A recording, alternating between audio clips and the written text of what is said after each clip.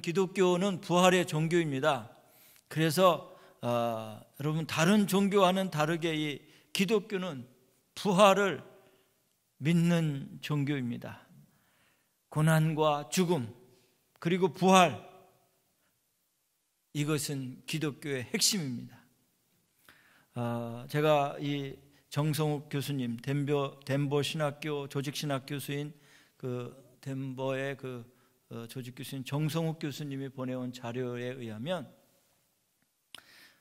이 예수님의 부활을 증거하는 5가지 증거가 있는데, 첫째는 빈 무덤이라는 거예요.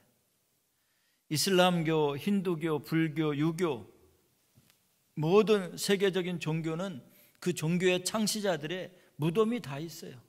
그 무덤이 화려할 만큼, 참 거대할 만큼 무덤들이 있어요. 순례자들은 그들의 무덤을 찾아서 참배하고 그 무덤을 찾아서 그 넋을 기리기도 합니다. 그러나 기독교는 무덤이 없어요.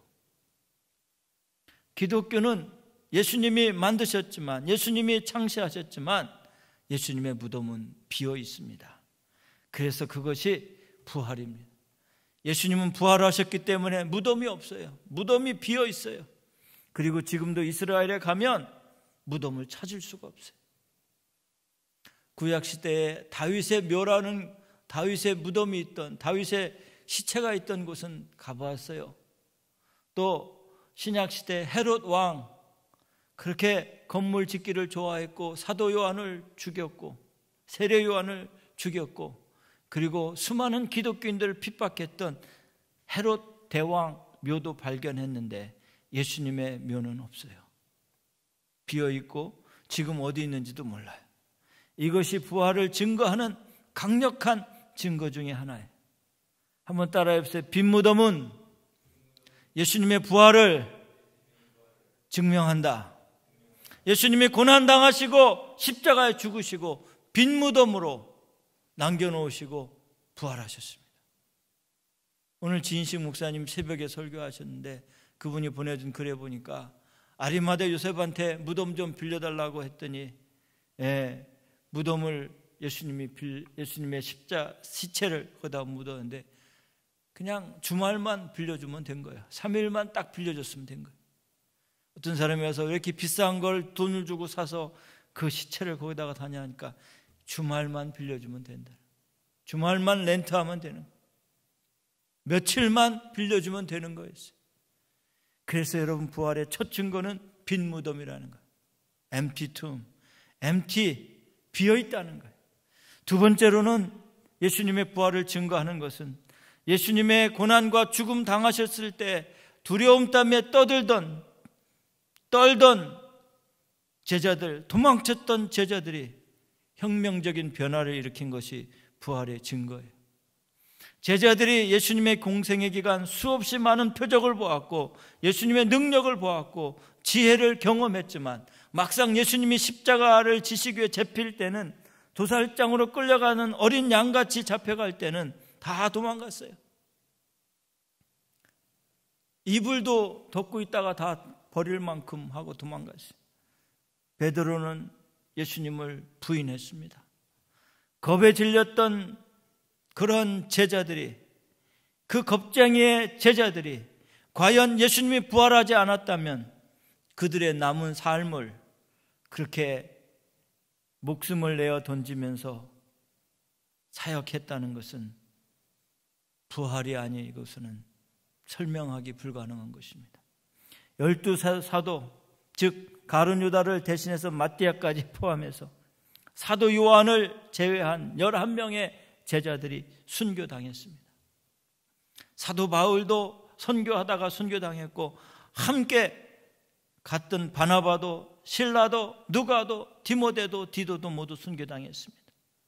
어떤 사도는 십자가에 거꾸로 매달려 죽었고, 또 어떤 사도는 참수형을 당했고, 어떤 사도는 화형당했고, 어떤 사도는 사자밥이 되어서 순교당했습니다. 만약에 제자들이 예수님의 그 부활을 믿지 않고 예수님의 그 부활을 목격하지 않았다면 이렇게 자기 자신을 내어 던지면서까지 사역을 감당하려는 만무한 것입니다. 그래서 이 겁쟁이였던 제자들이 마지막에 순교자로 그들이 죽었다면 그들은 분명히 살 것을 믿었기 때문이었고, 이런 설명이 아니면 결코 우리는 사도들의 혁명적인 변화를 설명해낼 수 없는 거예요. 그래서 예수님은 부활하셨다는 것입니다. 첫 번째는 빈 무덤, 부활을 증거하고 있고요. 두 번째는 제자들의 순교적인 삶, 변화된 그 삶을 보고 예수님은 부활했다는 거예요. 그리고 세 번째는 로마 제국을 삼킬 정도로 강력히 기독교가 전파됐다는 사실입니다. 기독교가 생긴 지 얼마 되지 않아서 강력한 핍박을 받았습니다. 특별히 이 로마 제국의 핍박은 대단했습니다. 잡아다가 죽이고 사자밥을 만들고 참수형을 하고 화형을 시키기까지 했어요. 초대교회 성도들은 결코 포기하지 않고, 그럼에도 불구하고 기독교는 더욱더 퍼져나갔습니다. 누룩과 같이 퍼져나갔습니다. 우주의 왕, 세상의 구세주로 믿는 그분, 십자가에 못 박힌 예수님, 그분이 살아나지 않았다면 그 기독교가 그렇게 왕성하게 퍼질 수가 없다는 것입니다. 여러분, 세상에 다시 세워졌다가 사라지는 종교들이 얼마나 많이 있습니까? 이 성경책이 지금까지 베스트셀러가 될 수 있고요, 수많은 왕들이 바다에다가 던지고 불에 타고 태우고 찢어버리고 소각시켰지만, 그러나 여전히 지금 성경은 살아있다는 사실이에요. 기독교가 이렇게 로마 제국에서 전파될 수 있었던 것은 예수님의 부활을 확실히 증거하고 있고, 그들이 예수 그리스도의 피 묻은 복음을 증거할 때 살아서 함께 역사하는 것을 체험하고 동행하는 것을 체험했기 때문에 그들은 복음을 전했다는 사실입니다. 그러므로 보면서 부활을 증명할 수가 있는 것입니다. 네 번째로는 예수님 부활을 처음 목격한 사람들이 여성이라는 거예요. 여성이 복음서에서 다 기록하고 있어요. 제가 오늘 새벽에 다시 한번 새벽기도 끝나고 살펴보니까요, 이 공관복음, 여러분 공관복음 마태, 마가, 누가복음이에요. 빈 무덤의 목격자는 다 여인이었어요. 막달라 마리아, 마가복음에서는 막달라 마리아, 야고보의 어머니 마리아, 마리아 살로메, 마태복음에서는 28장에 보면 막달라 마리아와 다른 마리아 기록하고 있고요.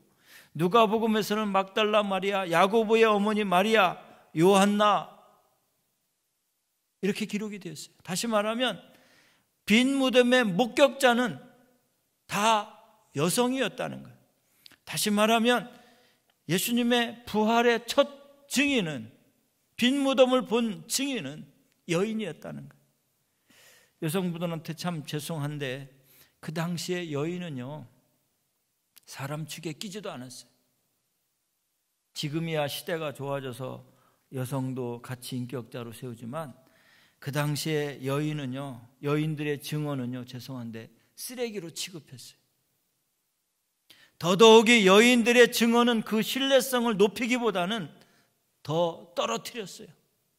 그런데 복음서에서 당당하게 여인들이 증언자로 세운 것은 부활을 인정하지 않을 수 없다는 거예요. 부활의 첫 증인이 여성들이라고 했을 때 그 당시 많은 사람들은 이거 하나만으로도 부활을 인정하지 않으려 했을 것입니다. 그럼에도 불구하고 복음서는 당당하게 부활이 사실이기 때문에 여성들을 증인으로 내세웠다는 거예요. 제가 어렸을 때 기억나는 건요, 어머니하고 아버지하고 길을 갈 때 아버지는 저만치 가요. 어머니는 한 20m 정도 뒤에 떨어져 가세요, 항상. 그리고 어머니가 뭐라고 그러면 아버님이 시끄러! 딱 그러면 그 다음부터 조용해요. 그 요즘에 만약에 부인한테 시끄러! 그러면 당장 난리 날 거예요. 예. 이 팔레스타인 지역에서는 여인을 사람으로도 취급하지 않았어요. 더더욱이 그들의 증인은, 그들의 증언은 사실을 더 폄하시키는 데 사용되었던 거예요. 그럼에도 불구하고 부활이 사실이었기 때문에 복음서는 여인들의 증언을 사용했다는 사실입니다.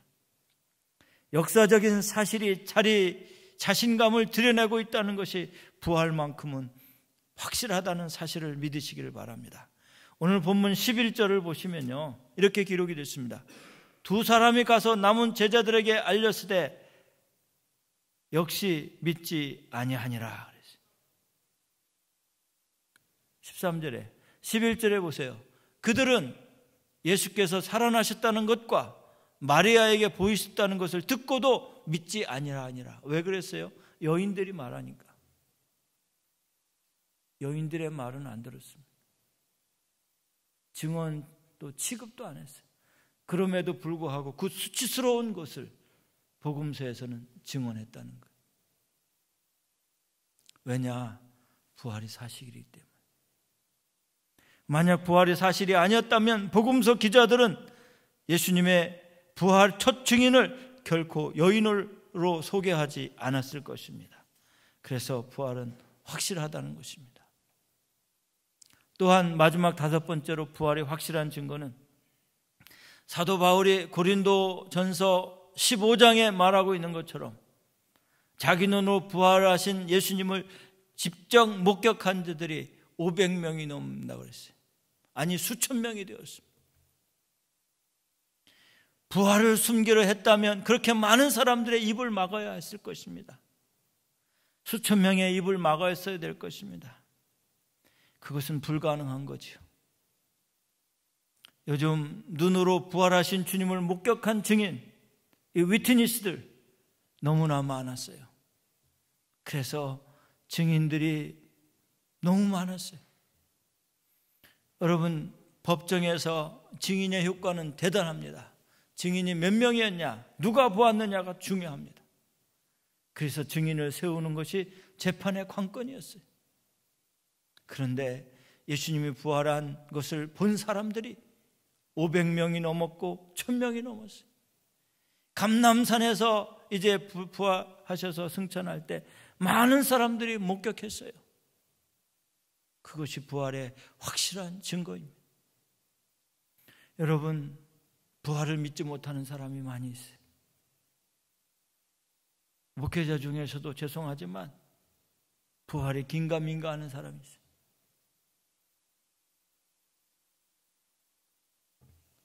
부활은 확실한 역사적인 증거요, 예수님이 부활의 첫 열매가 되심을 확실히 믿으시기를 주님의 이름으로 축원합니다. 믿어지지 않는 사람은 꼭 성지순례하고 확인해 보시고 말씀 복음서를 계속 읽어보세요. 가슴에 쩌릿쩌릿하게 와닿을 거예요. 위의 5가지 이유로 부활의 확실성을 우리에게 분명하게 나타내고 있습니다. 그렇다면 이제 우리는 어떻게 살아야 할 것인가? 여러분, 현 시대, 이 시대를 어떻게 살아가야 돼요? 여러분 가슴속에 부활이라는 확실한 증거가 있다면, 확실한 부활의 능력이 있다면 그 능력을 어떻게 하고 살아야 됩니까? 첫째는 우리의 유한성, 연약성을 생각하며 겸손하게 살 수 있기를 주님의 이름으로 축원합니다. 코로나 바이러스가 등장하기 전까지는 정말 많은 사람들이 떵떵거리고 자신만만하다고, 돈이 있어서 나는 괜찮다고 하던 사람들이 코로나 바이러스 때문에 벌벌벌 떨고 있어요. 이것이 바로 인간의 연약성입니다. 돈 많은 자도 돈 없는 자도 똑같아지는 코로나 바이러스라는 그 바이러스 때문에 많은 사람들이 집에 있어야 하고 음식 사러 갈 때도 마스크를 끼고 가야 되고, 성경에 가르친 대로 우리는 유한한 피조물임을 믿으시기를 바랍니다. 영원한 죽음을 선고받은 죄인이고 사망의 노예일 뿐입니다. 이런 인간의 모습을 바로 깨닫는 사는 하나님 앞에 겸손함을 회복해야 한다는 사실을 믿으시기를 바랍니다. 주님 안에서 사망을 이기신 부활의 능력이 있음을 깨달을 수 있기를 바랍니다. We are nothing without Jesus Christ. 예수님 없이는 우리는 아무것도 아니에요. 저희 집사람이 실업보험 담당하는 공무원인데요, 이 지난주 이 뉴욕주에서 8만 명이 실업보험을 신청해가지고요, 원래 주말에 일 안 해요. 그런데 어저께 밤 9시까지 전화로 상담하고 계속 오버타임만. 지금도 문제지만요, 코로나 끝나고 전쟁이 끝나고 그 후에 누가 살아남았느냐, 누가 죽었느냐부터 시작해서 경제적인 파급 효과부터 시작해서 달라진 그 생활의 패턴부터 시작해서 많은 영향들이 우리에게 피부로 다가올 거예요. 사랑하는 성도 여러분, 여러분의 연약성, 여러분의 유한성 겸손하게 받아들이시고 하나님 앞에 머리 숙일 수 있기를 주님의 이름으로 축원합니다.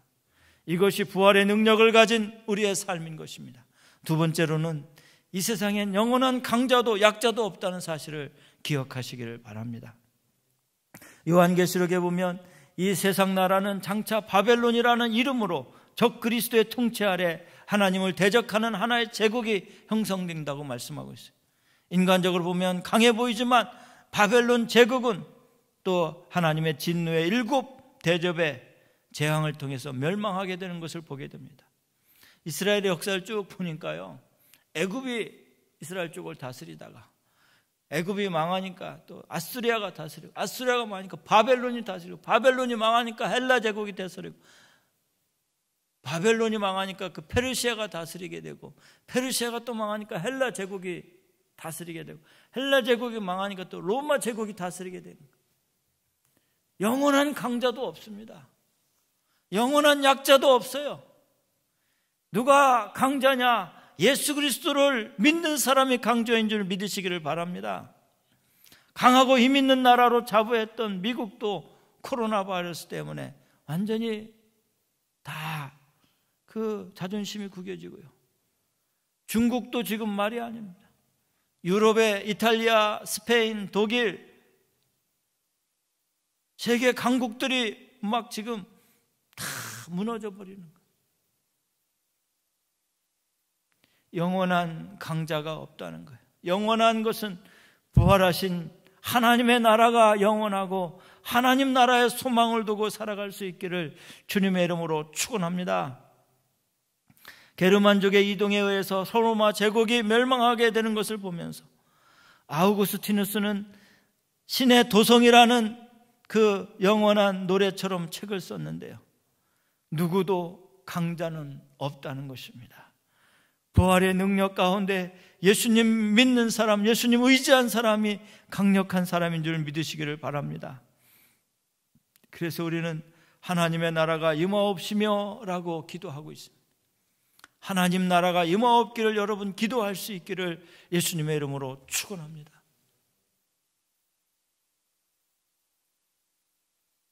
제가 안수받고 교단의 회의에 참석하니까요,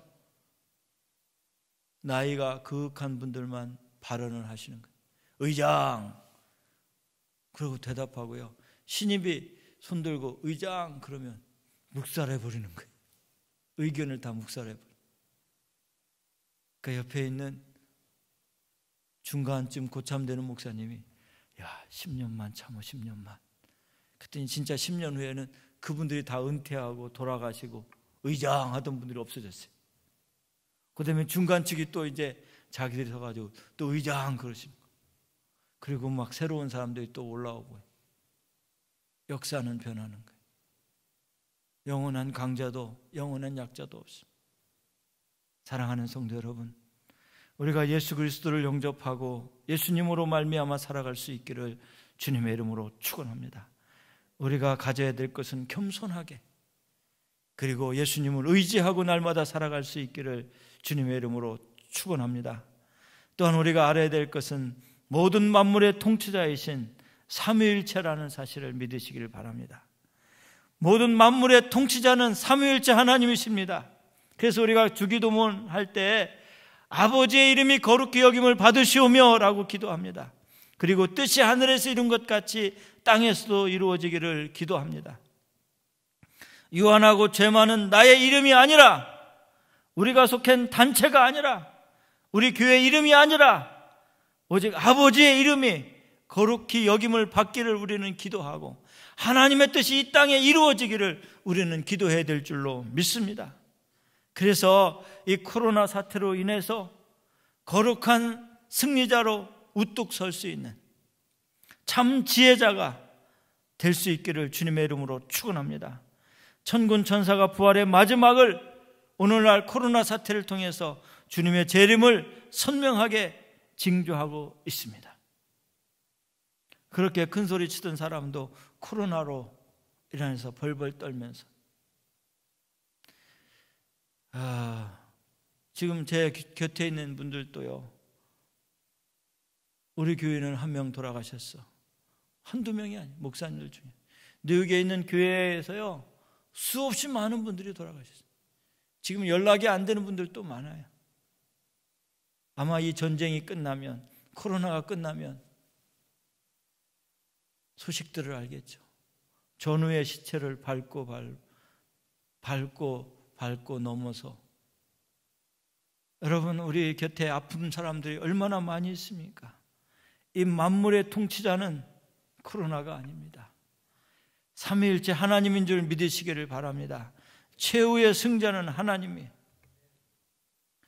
우리가 마지막까지 살아서 하나님 앞에 영광 돌릴 수 있기를 예수님의 이름으로 축원합니다. 거짓과 속임은 오래갈 수가 없습니다. 양과 염소가 가려지는 때가 지금이에요. 거짓과 참이 가려지고요, 신천지가 마니라에 드러나기 시작했습니다. 지금 한국의 수많은 사람들이 신천지에다가요 소송을 가야 돼요. 대구시에서는 몇백억의 손해배상을 청구하고,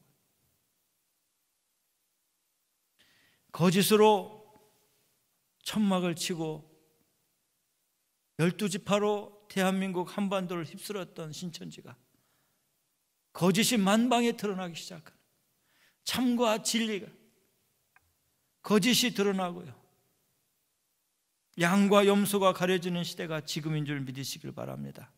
그래서 만물의 통치자는 삼위일체 하나님을 믿으시기를 바랍니다. 마지막으로 우리는 이 시대에 부활의 능력으로 살아가야 될 줄로 믿습니다. 지금 여기에서 현재 능력으로 부활의 능력이 여러분한테 있다는 사실을 믿으시기를 바랍니다. 예수님이 부활의 첫 열매가 되셨기 때문에 여러분도 죽으면 부활의 생명체로 다시 주님 앞에 나갈 줄 믿습니다. 특별히 여러분, 부활의 신앙이 여러분에게 있기를 바랍니다. 부활의 신앙인 사람 특별히 두 가지를 저는 오늘 말씀드리고 싶어요. 첫째는 말씀을 많이 읽으세요.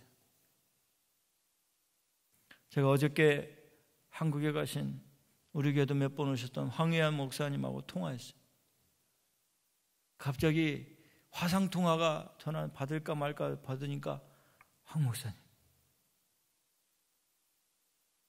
2019년 뉴욕에서 성경을 엄청 많이 읽었대요. 하나님께서 한국에 발령시켜줘가지고요, 한국에 갔는데 그렇게 좋대요.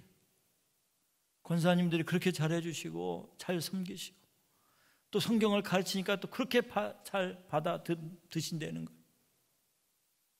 올해 벌써 성경을 16번 읽었대요. 틈만 나면 앉아서 성경을 읽는다. 여러분, 성경을 읽으면 수지 맞는 줄 믿으시기를 바랍니다. 성경 읽으면 여러분, 하나님의 영이 살아서 여러분에게 역사하는 줄 믿으시기를 바랍니다. 성경을 많이 읽으세요. 오늘 새벽에는 또 새벽기도 끝나고 우리 교회 오셨던 유중현 목사님이라는 분이 성경을 12번 읽었대요. 그러면서 카톡에 뭐라고 나오냐면, 코로나 때문에 어디 다니지도 못해서 집에서 2달 반 동안 성경을 많이 읽었네. 벌써 12번을 읽었답니다. 그러면서 이 책상에 있는 스케줄 그 표에다가 빨갛게 파랗게 노랗게 막 사인해가지고 어디부터 어디까지 읽고 또 그 다음날 또 어디 읽고 스케줄이 뭐 필요 없잖아요. 집에만 있어야 되니까. 그러니까 월요일부터 토요일까지 다 하고 또 주일날은 설교하고 또 까지 12번 읽었대요. 그 제가 오늘 설교할 때 우리 성도님들한테 가르쳐 드리기 이거 간증해 됩니까? 그랬더니 근데 밑에다 그렇게 왔더라고요. 근데 믿지 않을 걸 그러시더라고요. 벌써 여러분 4월 12일인데 12번 읽었대요. 정말 부럽더라고요. 저도 발버둥 치며 읽는데요. 그만큼 못 읽었어요. 하나님의 말씀이 살아있고 운동력이 있다고 말하면서 영과 혼과 골수를 쪼개기까지 한다고 우리는 말하면서 하나님의 말씀은 살아있다고 하면서 말씀을 안 읽는다면 부활의 능력을 소유한 자가 그 말씀이 뼛속까지 스며들어서 삶이 그렇게 사라져야 되고 말씀에 순종하는 저와 여러분이 될 수 있기를 주님의 이름으로 축원합니다. 오늘 말씀해 보면 마태복음도 그렇고 마가복음도 그렇고 누가복음도 그렇고 세 군데 다 예수님 부활하신 후에 어디 가셨다고요? 갈릴리로 가셨다고 그랬어요. 오늘 말씀 몇 절이에요? 7절 보세요. 가서 그의 제자들과 베드로에게 이르기를 예수께서 너희보다 먼저 갈릴리로 가시나니 전에 너희에게 말씀하신 대로 너희가 거기서 배우리라 하라 하는지라 그랬어요. 갈릴리로 가셨다는 거예요. 마태복음에도 그렇고 마가복음에도 그렇고 누가복음에도 그렇고 부활하자마자 갈릴리로 가셨다는 거예요. 왜 가셨을까요? 갈릴리로. 예수님이 공생활을 시작했던 곳이 갈릴리예요. 그곳은 가난한 사람들이 많이 살았어요. 많은 백성들이 예수님의 기대를 걸었습니다. 그와 더불어 새하늘과 새 땅을 출현할 것을 기대했고, 그러나 예수님이 처형한 것은 보면서 갈릴리 백성들은 가슴이 무너졌고 기대하는 것이 무너졌어요. 절망에 가득 찬 장소였습니다. 절망과 패배의 땅 갈릴리에서 부활하신 예수님이 나타나셔서 제자들보다 먼저 갈릴리에 가셔서 절망과 패배감에 있는 그 갈릴리 땅을 희망의 땅으로 바꾸시기 위해서 예수님은 그곳에 가신 거예요. 내가 죽은 것이 아니라 여전히 살아있다. 나는 3일 만에 무덤을 열고 나왔다는 것을 증언하기 위해서 예수님이 갈릴리로 가셨다는 거예요. 코로나로 인해서 가족을 잃은 많은 사람들, 고통 중에 있는 사람들, 가난 중에 있는 사람들, 질병 중에 있는 사람들, 자식 문제로 머리를 싸매고 있는 사람들, 신분의 문제로, 부부간의 문제로 갈등하는 사람들에게 예수님은 다가가셔서 살아계심을 증거하고 내가 너희들을 위해서 이 땅에 다시 와서 너희들을 위로하고 치료하고 고쳐주겠다고 약속하시는 것입니다. 사랑하는 성도 여러분, 우리에게 부활의 소망이 있고 믿음이 있고 능력이 있다면 말씀을 읽고 두 번째로는 나가서 복음의 증인들이 될 수 있기를 바랍니다. 부활의 증인들이 될 수 있기를 주님의 이름으로 축원합니다. 말씀 읽지 않으면 부활의 증인이 절대로 될 수 없어요. 그래서 우리 교회에서 올해 계속 5분씩이라도 말씀 읽으라는 이유가 매일 5분씩만 읽어도요, 우리 전 교인이 읽으면요 하루에 성경 반 권이 읽혀지는 거예요. 모든 전 교인이 하루에 5분씩만 읽어도 성경이 반이 읽혀져요. 이틀이면 한 번 읽는 거예요. 그런 사람들이 뭘 해야 되냐? 성경을 읽고 또 읽고 가슴속에 말씀이 파고든 사람들은 부활의 증인이 되고 말씀의 복음의 증인이 되는 거예요. 사도행전 15장 3절에 보니까 그들이 교회의 전송을 받고 베니게와 사마리아로 다니며 이방인들이 주께 돌아온 일을 말하며 형제들을 다 크게 기뻐하더라. 예루살렘 교회 와서 보고하는데 이방인들이 전도하고 이방인들에게 전도하니까 그들이 막 기뻐가지고 우리도 더 기뻤다고. 전도할 때 기쁜 거예요. 여러분, 무슨 문제를 가서 해결해 주잖아요. 그건 잠시 기쁨이에요. 그러나 전도하잖아요. 이건 영원한 기쁨이에요. 누가복음 10장 17절에 보니까 70인이 기뻐하며 돌아와 이르되 주여 주의 이름이면 귀신들도 우리에게 항복하더이다 그랬어요. 70명이 전도하고 돌아와서 하는 말이 귀신들도 우리에게 항복했다는 거예요. 왜? 예수의 이름을 가지고 복음을 가지고 나가서 전하니까 질병이 치유되고 귀신들도 복종하고 가난이 물러나고 전도 현장에서 경험하는 일들이 기쁨이었습니다. 부활의 능력을 소유한 저와 여러분이 우리가 해야 될 것은 전도예요. 신혼부부가 결혼했으면 정상적이라면 둘 다 문제가 없다면 이세가 태어나야 돼요. 결혼한 지 1년이 되고 2년이 되고 3년이 되고 4년이 되고 5년이 되고 6년이 됐는데도 아이가 안 들었으면 문제가 있는 거예요.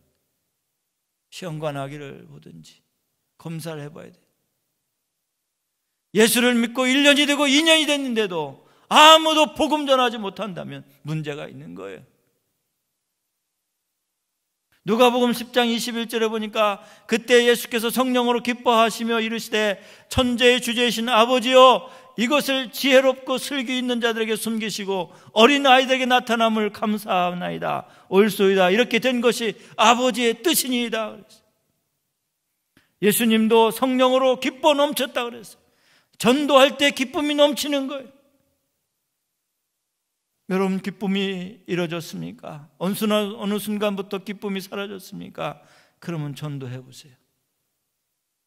예수 그리스도를 부활의 증인으로 구원자로 소개시키면서 당신 때문에 고난을 받았고 당신 때문에 십자가에 달려 들어갔다고 당신은 범죄자라고. 그러나 예수 그리스도를 믿으면 당신은 하늘나라에 갈 수 있다는 확실히 가르쳐 줄 때 서로가 기뻐할 수 있는 줄 믿으시기를 바랍니다. 사도행전 16장 30절 31절에 보니까 그들이 데리고 나아가 이르되 선생이여 내가 어떻게 하여야 구원을 받으리까 하거늘 이르되 주 예수를 믿으라 그리하면 너와 내 집이 구원을 받으리라. 이 질문은 우리 속에서 나와야 돼요. 간단합니다. 주 예수를 믿으면 그리하면 너와 내 집이 구원을 얻는 거예요. 예수님만 믿으면 너와 내 집이 구원을 받는 거예요.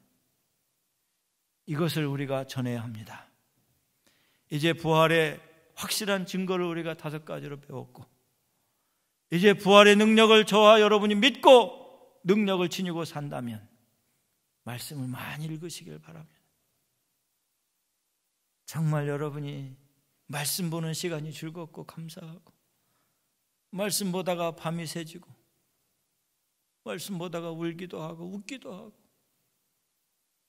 그리고 복음 전하는 여러분이 되어서 기쁨을 회복할 수 있기를 주님의 이름으로 축원합니다.